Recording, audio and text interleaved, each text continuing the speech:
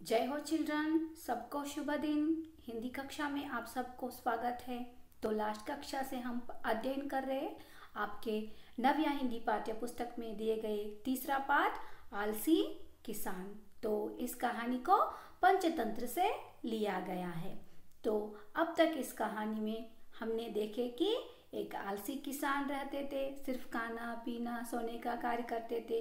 तो उनकी पत्नी इन्हें बहुत ही समझाने के बाद भी वो नहीं मानते थे। तो एक दिन अचानक उनके घर एक महर्षि पधारते हैं।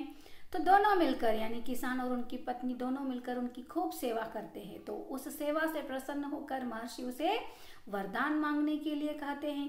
तो वरदान में किसान उसके सारे काम करने के लिए एक आदमी चाहिए, ऐसे वरदान में पूछते हैं। तो महर्षि कहते हैं हम तो आदमी तो दे नहीं सकते, लेकिन उसके बदले हम आपको एक ब्रह्म राक्षस को दे सकते हैं। और एक चेतावनी भी दी कि ये ब्रह्म राक्षस को हमेशा काम करने की आदत है। तो आपके पास जितना काम होना चाहिए उतना राक्षस को दे सके। यदि आपने उसे काम नहीं दिए तो वो आपको मार भी सकते, यानी आपकी जान ले सकते हैं। तो ये सुनने के बाद भी किसान ने कहा कि हमें राक्षस की जरूरत है। तो महर्षि ने उसे एक राक्षस को प्रकट करके देते हैं, तथास्तु कह के वहां से चला जाते हैं। तो राक्षस प्रकट होते ही यानी इसी खुशी में अभी खुशी मना रहे थे किसान ने, तो प्रकट होकर कहते हैं कि मालिक काम बताओ। तो उसने एक पहला काम देते हैं उनको बगीचे में काम करने के लिए। तो क्षण में ही वो काम खत्म करके फिर से राक्षस उनके पास हाजिर होते हैं। तो ये देखकर किसान बहुत ही टेंशन में आ जाते हैं। तो क्योंकि अलग अलग काम देने के लिए सोचना चाहिए ना, तो वो दूसरे काम में उसे खेती के काम देते हैं। तो राक्षस वहां चला जाते ही किसान बहुत टेंशन में पड़ जाते हैं। पत्नी से शरबत लेकर पी जाते हैं, शरबत अभी पिया ही नहीं, फिर से राक्षस हाजिर होता है। तो वैसे बार बार काम करने देने के बारे में किसान बहुत ही टेंशन में आ जाते हैं। फिर से ठंडा पानी लेकर आने के लिए पत्नी को कहते हैं, और वो भी सारा पानी एक साथ खा पी लेते हैं टेंशन में आकर। तो इनकी जो हालत देखकर उनकी पत्नी कहते हैं कि आप खाना ठीक से खाइए, मैं इसके बारे में कुछ सोचती हूँ। तो तीसरे बार फिर से राक्षस प्रकट हो जाते हैं और फिर से पूछते हैं मालिक काम बताओ, नहीं तो हम आपके जान लेंगे। तो पत्नी इस बार कहती है तो इस बार मैं काम बताऊं। तो किसान उनके लिए अनुमति देती है। तो किसान की पत्नी ने उसे एक काम देते हैं कि तुम जाकर हमारे घर में एक कुत्ता यानी मोती बैठा है, तुम जाओ और जाकर उसकी पूंछ सीधी कर दो। और हाँ, जब उनकी पूंछ सीधी हो जाएगी तब इस गांव के सारे कुत्तों की पूंछ सीधी कर देना। तो पत्नी की ये काम सुनकर राक्षस क्या कहता है आज की कक्षा में हम देख रहे हैं बच्चों। तो बस इतना सा काम अभी करके आता हूँ। तो ऐसे कौन कहते हैं, राक्षस ने किसान की पत्नी से कहते हैं कि जैसे किसान के पत्नी काम देते हैं राक्षस को, तो उत्तर में राक्षस ने कहता है बस इतना सा काम अभी करके आता हूँ। राक्षस चला गया, ऐसा कह के राक्षस वहां से चला जाता है। तो किसान की पत्नी ने खाना परोसा और कहा, यानी पति को खाना परोसते हैं और कहते हैं चलो अब खाना खा लेते हैं। तो राक्षस कुत्ते की पूंछ सीधी करता रहा और वहां वापस टेढ़ी हो जाती है। तो देखिए, आपको जैसे आप चित्र में देख रहे हैं, राक्षस प्रयत्न कर रहे हैं कि उनकी जो मोती की बाल सीधी करने के लिए, लेकिन उनके पूंछ कभी भी सीधा हो पाएगा नहीं, है ना बच्चों। तो इसी प्रयास में रहा था राक्षस ने, कितने बार सीधे करने की कोशिश की, लेकिन फिर से वो वापस क्या बन जाते थे, टेढ़ी हो जाते थे। तो दोपहर से रात हो गए, रात से सुबह हो गए, देखिए फिर भी पर राक्षस कुत्ते की पूंछ सीधी करने में जुटा रहा। तो बाद में क्या हुआ देखिए बच्चों। तो इतना कोशिश करने के बाद भी वो फिर से टेढ़ी होना शुरू हो गए। तो सुबह किसान अपने काम खेतों पर जाने लगा। देखिए, तो किसान अब बदल गए थे, उनके मन में अनेक विचार आए थे, यानी बदलाव आए थे। वो अभी अपना आलस छोड़कर काम करने में बिजी हो रहे। तो सुबह वो होते ही अपने खेती में काम करने के लिए जाने लगा। तब मुस्कुराते हुए राक्षस से कहा, क्या कहते हैं, देखिए वो राक्षस से, क्या हुआ भाई, क्या हुआ भाई, क्योंकि यहाँ पे क्या हुआ है, देखिए वो कहते हैं, क्या हुआ भाई, अभी तक तुम एक कुत्ते की पूंछ सीधी नहीं कर पाए, जल्दी करो, बहुत सारा काम पड़ा है। तो देखिए बच्चों, तो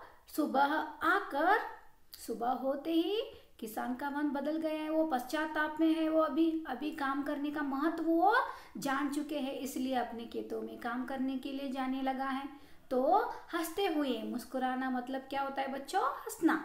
तो हंसते हुए राक्षस से पूछता है किसान, क्या हुआ भाई, अभी तक तूने क्या नहीं किए, एक कुत्ते की पूंछ सीधी नहीं कर पाए, अभी बहुत ही काम है तेरा, करना है, जल्दी जल्दी करो, ऐसे बहुत सारा काम मैं देने वाला हूँ। ऐसे क्यों कह रहे हैं वो कॉन्फिडेंटली, क्योंकि अब उसको पता है, क्योंकि कभी भी जो कुत्ते की पूंछ सीधी नहीं हो पाएंगे तो वो काम खत्म नहीं होगा, तो वो आकर किसान को टेंशन नहीं देगा। तो इसके लिए वो बहुत ही निराल थे और वो बहुत ही खुशी थे और उन्हें पश्चाताप हुआ था, काम के महत्व के बारे में समझ में आ गया था। इसलिए वो हंसते हुए राक्षस से कहकर अपने काम में, यानी किसान खेती के काम करने चले जाते। तो राक्षस पूंछ सीधी करते ही रहा, वो अपने कार्य ऐसे ही जारी रखा।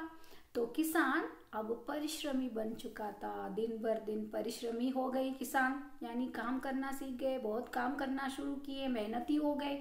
और राक्षस क्या करता रहा, वही जो मोती की पूंछ सीधी करने में लग गया। वो जितने भी प्रयास किए लेकिन कुत्ते की पूंछ टेढ़ी ही होते रही।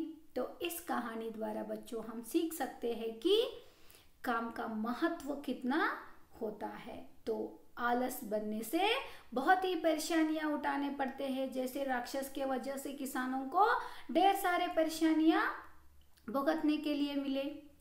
तो बच्चों, इसलिए हमें अपना काम खुद करना चाहिए और कभी भी आलस नहीं होना चाहिए। तो बच्चों, इसलिए आपकी जो कार्य यही है कि पढ़ाई करना, तो रोज पढ़ाई करते रहो और उसमें अच्छे अच्छे उन्नति पाओ, जैसे किसान ने अपनी आलस से पश्चाताप करके काम में बिजी हो गए।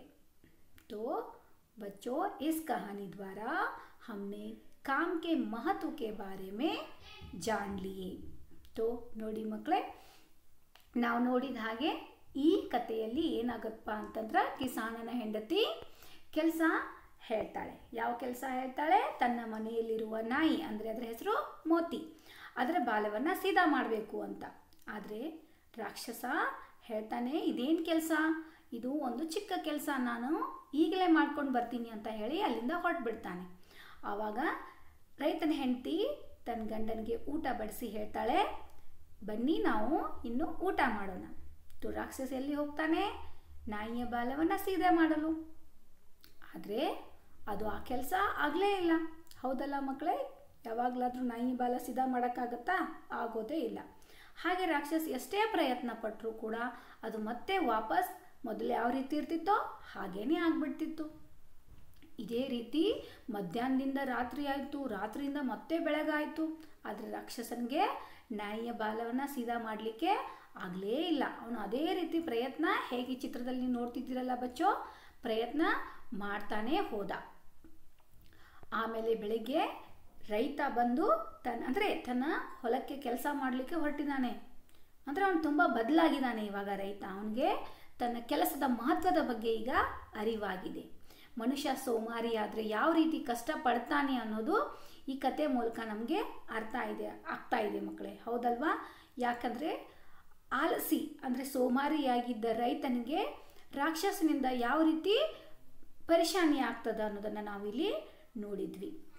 ಈ ರೀತಿ ರೈತ ಕೆಲಸದ ಮಹತ್ವದ ಬಗ್ಗೆ ತಿಳಿದುಕೊಳ್ತಾರೆ ಮತ್ತು ಸೋಮಾರಿತನ ಬಿಟ್ಟು ದಿನಾಲು ಹೊಲಕ್ಕೆ ಹೋಗಿ ಕೆಲಸ ಮಾಡಲು ಶುರು ಮಾಡ್ತಾರೆ. ಆವಾಗ ನಗ್ನಗ್ತಾ ಹೇಳ್ತಾರೆ, ರಾಕ್ಷಸನಿಗೆ ಹೇಳ್ತಾನೆ, ಏನಾಯ್ತಪ್ಪ ತಮ್ಮ, ಇಷ್ಟೊತ್ತನ ನಿನಗೆ ಈ ಒಂದು ನಾಯಿ ಬಾಲನ ಸಿದ್ಧ ಮಾಡೋಕ್ಕಾಗಲಿಲ್ಲ, ಜಲ್ದಿ ಜಲ್ದಿ ಮಾಡು, ಇನ್ನೂ ತುಂಬ ಕೆಲಸ ಇದೆ ಅಂತ ಹೇಳ್ತಾನೆ. ಆದರೆ ರಾಕ್ಷಸ ಬಾಲವನ್ನ ಸಿದ್ಧೆ ಮಾಡ್ತಾನೇ ಇರ್ತಾನೆ. ಅದು ಮತ್ತೆ ಏನಾಗ್ತಾ ಇತ್ತು, ಸುತ್ತಿ ಬಿಡ್ತಾ ಇತ್ತು, ಟೇಡಿನೇ ಆಗ್ತಾ ಇತ್ತು. ಆದರೆ ರೈತ ಇವಾಗ ತುಂಬಾ ಪರಿಶ್ರಮಿ, ಅಂದರೆ ತುಂಬಾ ಶ್ರಮವಂತ ಆಗಿದ್ದ, ತುಂಬಾ ಕೆಲಸ ಮಾಡ್ತಾ ಇದ್ದ. ಅವನು ಸೋಮಾರಿತನನ ಬಿಟ್ಬಿಟ್ಟಿದ್ದ. ಆದರೆ ರಾಕ್ಷಸ ಅದೇ ಕೆಲಸದಲ್ಲಿ ಮುಂದುವರಿದ, ಅಂದರೆ ನಾಯಿಯ ಬಾಲವನ್ನು ಸಿದ್ಧ ಮಾಡೋ ಕೆಲಸ. ಇದರಿಂದ ನಮಗೆ ಅಂದರೆ ಈ ಕಥೆಯಿಂದ ನಾವೇನು ಕಲಿಬೋದು ಮಕ್ಕಳೇ ಅಂದರೆ, ಕೆಲಸದ ಮಹತ್ವ ಎಷ್ಟಿದೆ ಮತ್ತು ಸೋಮಾರಿತನ ಮಾಡಿದರೆ ನಾವು ಅನೇಕ ಕಷ್ಟಗಳನ್ನು ಎದುರಿಸಬೇಕಾಗತ್ತೆ. ಹೇಗೆ ರೈತ ರಾಕ್ಷಸನಿಂದ ಕಷ್ಟಗಳನ್ನು ಅನುಭವಿಸ್ತಾನೆ, ಹಾಗೆ ನಾವು ಕೂಡ ಕಷ್ಟಗಳನ್ನು ಅನುಭವಿಸ್ಬೇಕಾಗತ್ತೆ. ಆದ್ದರಿಂದ ಮಕ್ಕಳೇ ಯಾವಾಗಲೂ ಸೋಮಾರಿಯಾಗದೆ ನಮ್ಮ ಕೆಲಸವನ್ನು ನಾವೇ ಮಾಡಿಕೊಳ್ಬೇಕು. तो बच्चों, अब तक हमने आपके टेक्स्ट बुक में दिए गए तीसरा पाठ आलसी कहानी का अध्ययन किए. तो मुझे आशा है आप सबको ये कहानी अच्छा लगा है और बहुत ही पसंद आया है. तो बच्चों, अगले कक्षा में एक नए विषय के साथ हम फिर से